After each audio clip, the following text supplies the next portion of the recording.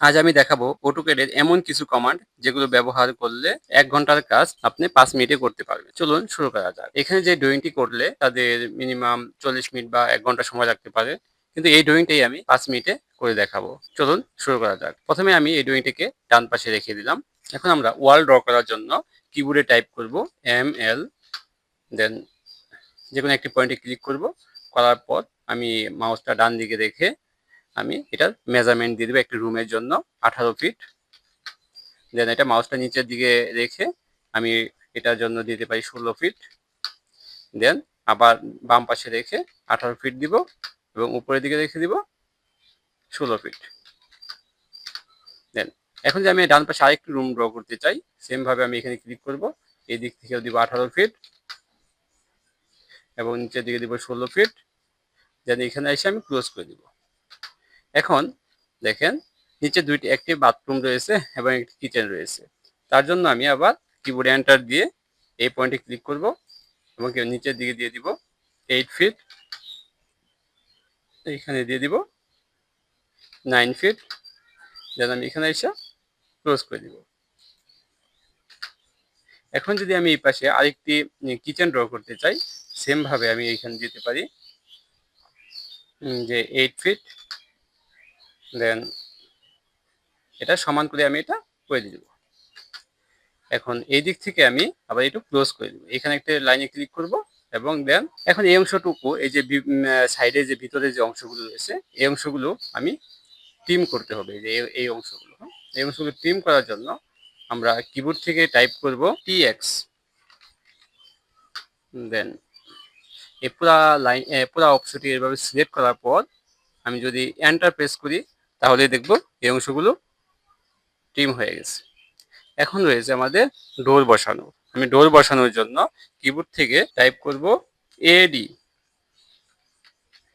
দেন আমি যদি এখানে একটি ডোর বসাইতে চাই, এখানে একটা ক্লিক করব, তাহলে দেখবেন এই পাশে যে কোনো দিকে এটা ঘুরাইতে পারবো এই ডোরগুলো। হ্যাঁ, আমি এখানে ক্লিক করব এবং যদি আমি এই পাশে আরেকটি ডোর বসাতে চাই, সেম ভাবে আমি এখানে বসাইতে পারবো এবং এর জন্য আমি এখানেও একটি ডোর বসাবো এবং কিচেনের জন্য আমি একটি ডোর বসাবো। এখন এখন আমাদের কিছু উইন্ডো বসাইতে হবে।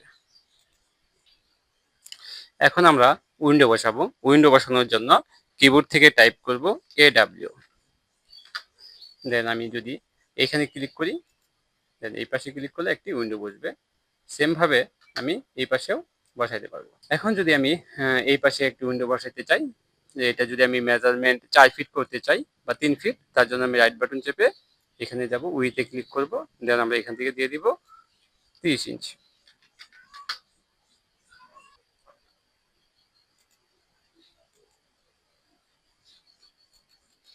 এখন আমরা দেখব এটা মেজারমেন্ট অর্থাৎ ডাইমেনশন দেওয়া।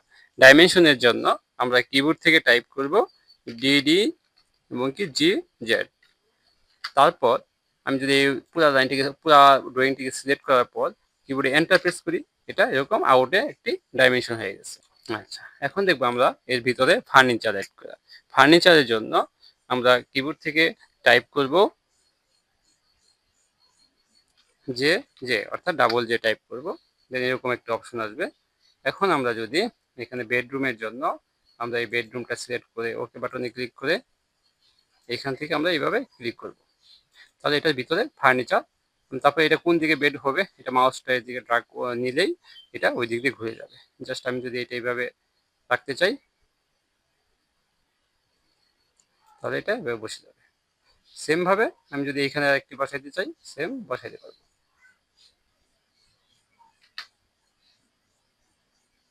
এখন আমরা এখানে লিভিং রুমের জন্য আমরা এটা সিলেক্ট করতে পারি।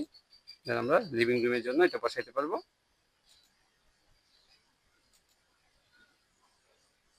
জাস্ট আমরা এটা লিভিং রুমের জন্য বসাবো।